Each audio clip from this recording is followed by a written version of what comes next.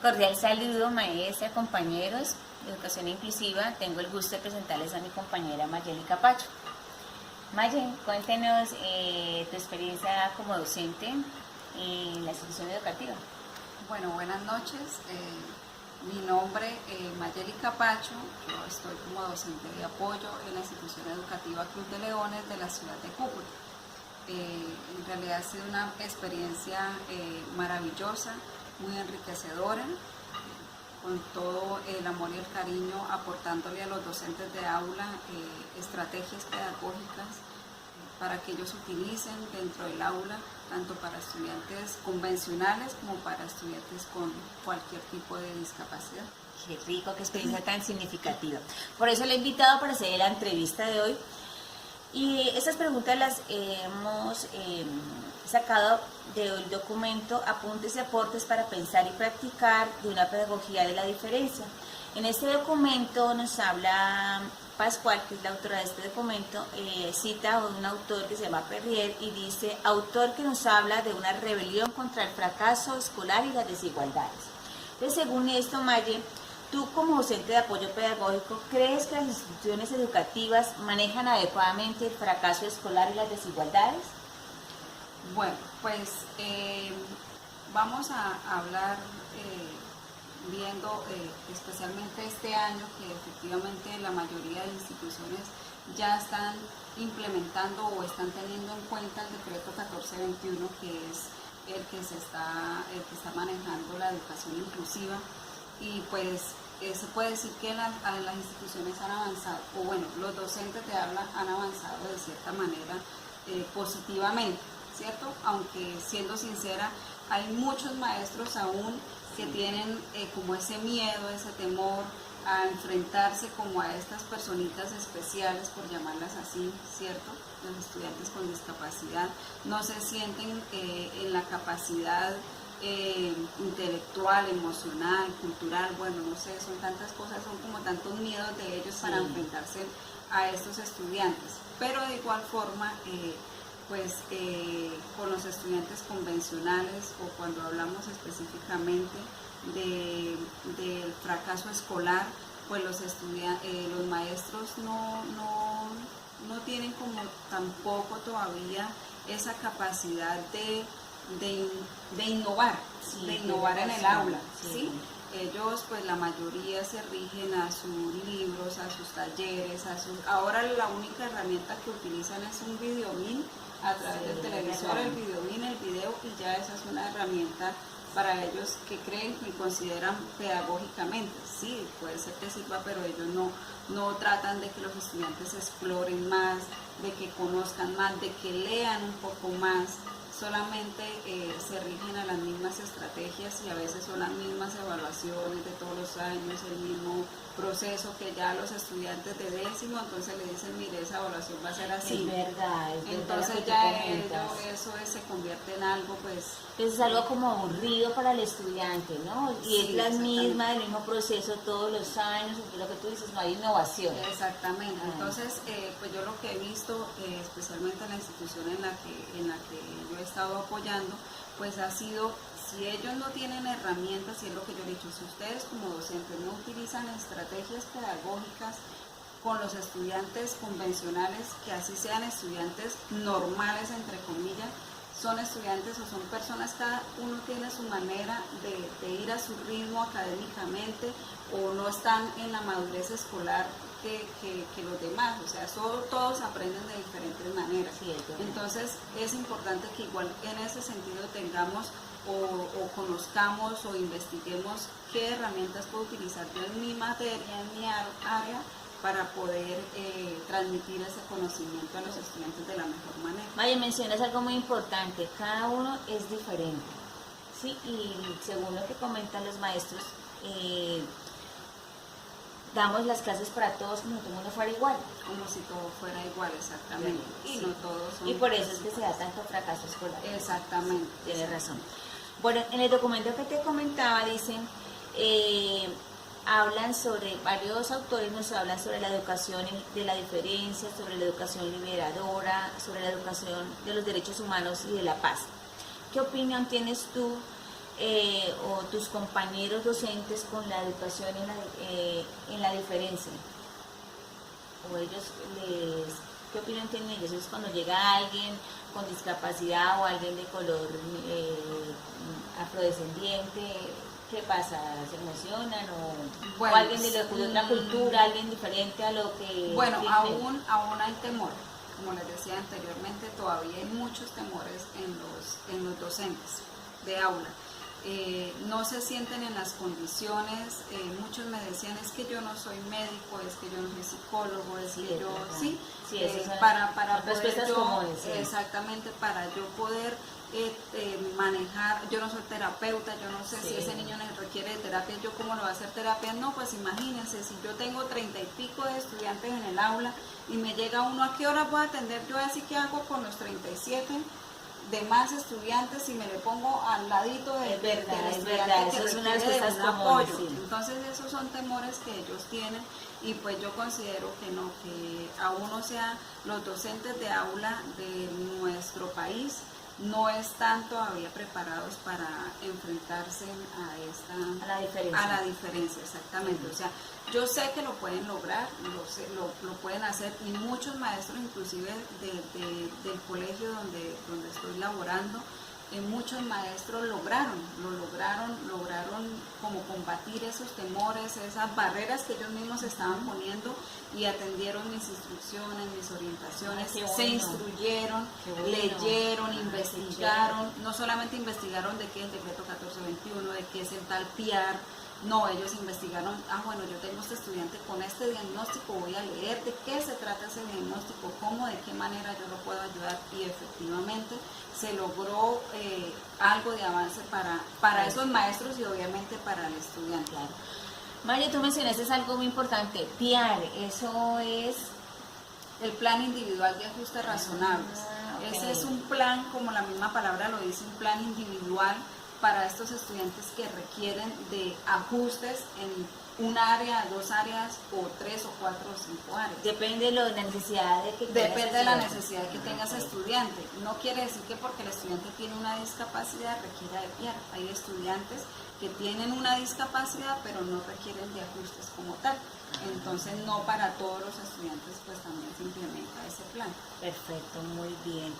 Bueno, vamos a la siguiente pregunta. Dice, ¿qué acciones concretas han realizado la institución educativa donde acompañaste en cuanto al currículo, evaluación y prácticas pedagógicas en la institución educativa con respecto a la inclusión educativa? Bueno, acciones... hablamos del currículo, por ejemplo. ¿Han hecho algunas acciones? Definitivamente no habían hecho nada.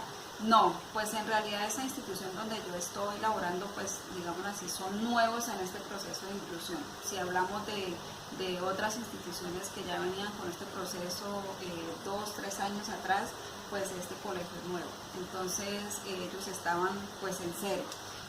Lo que se orientó se inició orientando a los maestros y coordinadores en la parte administrativa y la parte de docentes, orientando a través de capacitaciones, ¿sí? Donde se les daba a conocer pues precisamente todo el proceso de educación inclusiva. Con padres de familia también se hacían orientaciones y acompañamientos, y pues se iniciaba con el proceso de focalización y de caracterización de estos estudiantes, ¿no? Identificar la población que necesita exactamente. Bueno, en cuanto a evaluación, ¿han tenido alguna evolución o siguen siendo las mismas evaluaciones que conocemos? Bueno, en cuanto a evaluación, si vamos a hablar de los estudiantes convencionales, pues sigue siendo lo mismo, lo que yo les decía hace un rato, o sea, lo que está en el sistema de evaluación educativo, sí, ellos hacen su proceso en el periodo. Los que perdieron, pues después de que termina el periodo, entran en un proceso de recuperación, sí, pero lo mismo, o sea, la recuperación de 3, 4, 5, 6 hojas, inclusive a los estudiantes con diferencia o los estudiantes con discapacidad, manejan esas mismas recuperaciones para esos Pero estudiantes que eso sí me donde se parece entiende. preocupante, Sí, Para mirar bastante. a todo el mundo igual. Exactamente, sí, la verdad sí, yo pues traté, les hablé mucho a los maestros de por favor cambiar ese tipo de evaluación para tanto igual, o sea, para los estudiantes convencionales como para los de discapacidad. Bueno, continuando con la exposición, entonces nos faltaría la parte de la práctica, las prácticas pedagógicas. ¿Tú qué opinas ahí de esa parte? ¿Se han Bueno, evolucionado? prácticas pedagógicas, no mucho, no mucho, como le decía, pues muchos maestros se limitan a llegar, dictar su clase con su libro, o los que llevan su videoin, pero, o sea, en realidad, pues igual comento, por lo menos en la institución no hay un laboratorio de química. Sí, o sea, que es tan importante que ellos conozcan a través de la exploración y todo este cuento, pues ellos a través de esos laboratorios pueden de pronto aprender más, ¿no? Hablando, por ejemplo, en la parte primaria, los maestros no buscan, siendo niños, que a través del juego ellos pueden aprender tantísimas cosas o toda esa cantidad de contenidos que el Ministerio de Educación igual envía para que estos muchachitos aprendan durante este periodo escolar. Y no, pues en realidad no se ven así estrategias pues pedagógicas que de verdad fomenten o innoven y también ayuden a que el estudiante de pronto se interese más por el estudio, más que ir a memorizar, que lo que ellos aprendan pues se les quede para toda la vida, ¿no? Y pues tristemente lo que van es a eso, a memorizar. Este ejercicio se hace de esta manera, luego acá, esta teoría de tal materia que es teórica, me lo aprendo todo este párrafo, voy, lo escribo en la evaluación y posiblemente la semana siguiente ya no se acuerden de nada. Entonces eso es lo que básicamente como docente de apoyo pues se les ha inculcado a los maestros, ¿no? Ser innovadores, tener en cuenta los intereses de los estudiantes. Es bueno llegar y preguntarle a los estudiantes, bueno, vamos a iniciar a ver este tema, ¿sí? Muy bonito, muy interesante. ¿De qué manera creen ustedes?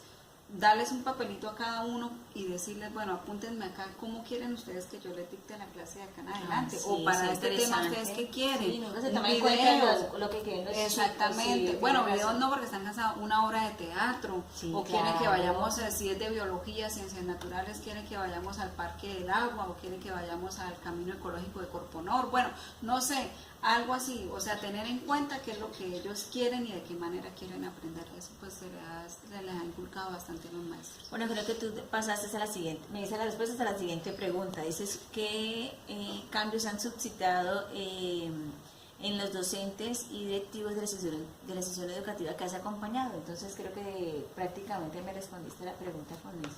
O sea, tú lo que les propones a ellos es eso, ser innovadores, ser estratégicos, el juego como una estrategia pedagógica, como innovadora, me parece genial, ¿no? Exactamente, sí, de todas formas, pues yo también les he inculcado mucho desde el rector, coordinadores, maestros, tener en cuenta a todos los estudiantes, no porque un estudiante no saque 5 excelentes en todas las materias o si no sea el mejor académicamente, no significa que el estudiante no sea bueno. El colegio tenía su banda marcial, hacía 2, 3 años, como 4 años que la banda no funcionaba.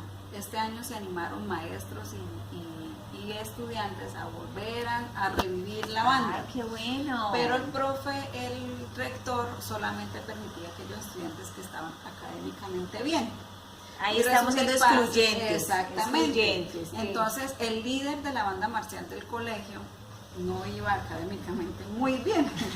Sí, entonces pasa, ¿no? Que los talentos es, por ejemplo, un talento musical, pero obviamente no todo le gusta. Exactamente. Eso es lo que tenemos que entender los maestros. Y pues entonces lo sacaron, o sea, él dejó de liderar y pues claro que no, que hasta que no recuperara no sé qué. Bueno, eso fue una lucha tenaz con el rector, pero gracias a Dios pues ya ahorita finalizando pues él entendió de que sí, de que efectivamente hay que darles apoyos a esos estudiantes, porque se inició el proceso, el decreto 1421 ya sabemos que no solamente apoya a los estudiantes con discapacidad, sino también los de capacidades y talentos excepcionales. ¡Ah, qué bueno! Entonces se inició el proceso de la identificación también de estos estudiantes con capacidades y con talentos.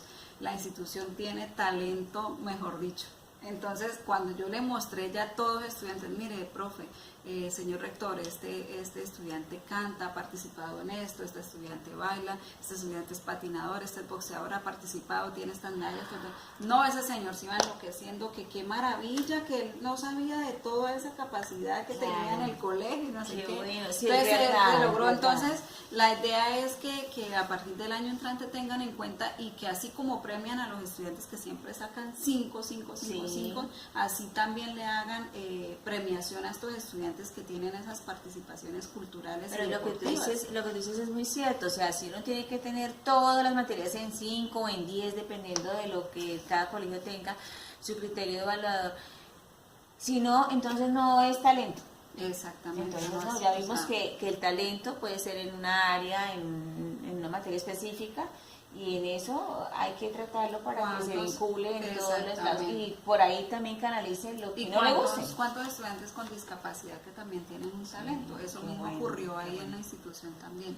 Entonces, Abril, para cerrar, ¿cuál sería tu recomendación como docente para trabajar en el aula y fuera de ella, la diversidad y las diferencias? Bueno, yo pienso que la primera recomendación es como ser sensibles, ¿no? Tener Sí. como esa sensibilidad hacia todo este proceso de inclusión. Eso es muy importante porque a veces cuando nosotros de pronto no nos ponemos en los zapatos de los demás, pues es muy difícil de pronto Tienes llegar razón. y entender la situación. Entonces, tanto para ese estudiante como para los padres de familia de ese niño o niña, pues es un proceso difícil, ¿sí? Y muchos de ellos, pues lo que usted hablaba, pues han recibido mucha discriminación también, mucha exclusión. Entonces, pues si llegan a una institución donde los mismos maestros los excluyen, no les dan la importancia que de pronto ellos requieren, pues imagínense. Otra recomendación pues que yo pienso es tener en cuenta en el momento que se focalicen o la identificación de estos estudiantes con alguna discapacidad, hacer esa focalización y la caracterización correctamente, ¿no? Tener en cuenta ese proceso de caracterización. Un proceso de acompañamiento a padres de familia es importante también. Sí, claro. Buscar estrategias precisamente para tener en cuenta en el aula para estos estudiantes, lo que decía anteriormente, no todos aprenden al mismo ritmo, no todos tienen el mismo ritmo de aprendizaje, entonces no debemos limitarnos a una sola estrategia pedagógica en el aula. Otra recomendación es tener en cuenta o investigar sobre la discapacidad que tiene mi estudiante. Sí, es verdad. Conocer de ella, porque yo qué gano con saber que el estudiante tiene una parálisis cerebral espástica, pero no sé qué le afectó a él en su parte cerebral, qué le afectó en su parte física. O sea, hay muchas maneras de nosotros investigar, ¿cierto? Y hay muchas maneras de que cuando yo como maestro investigo, pues yo voy a saber qué debo hacer con ese estudiante. Entonces esas serían mis recomendaciones para tener en cuenta con este proceso de educación inclusiva. Ay, bueno, muy interesantes esas recomendaciones, muchísimas gracias. Las compartiremos con los demás. Bueno, para concluir la actividad número 13, sobre la reflexión del documento de Anaida Pascal, sobre apuntes y aportes para pensar y practicar una práctica pedagógica en la diferencia, y acatando las recomendaciones que nos da la compañera Mayeli en su entrevista, podemos concluir que los maestros y las maestras tenemos que invitar a reflexionar un poco sobre la diferencia, sobre los gustos, sobre los intereses, las necesidades de nuestros niños y nuestras niñas, de nuestros estudiantes. cada uno, como decía la compañera, y también el documento, tiene su ritmo de aprendizaje. Y nosotros tenemos que mirar ese ritmo de aprendizaje y acatar esa recomendación en las evaluaciones, tener en cuenta toda esta parte. No podemos, como dice el documento de Anaida, no podemos seguir siendo o ofreciendo una educación conductista, bancaria y memorística. Tenemos que romper esos paradigmas y trabajar la diferencia, fortalecer las prácticas en la diversidad del aprendizaje. Y para concluir, quería resaltar las palabras de Ferrer, 1998, la multiplicidad de las identidades es una clara riqueza de la pedagogía. Ahí está el docente, la riqueza de esa pedagogía nos hace innovar en tener en cuenta la diferencia, los gustos, los intereses y las necesidades de nuestros estudiantes. De ahí es la clave para una sociedad incluyente, para una sociedad que quiere vivir en paz, que quiere tener empatía por el otro. Muchas gracias, que estén muy bien.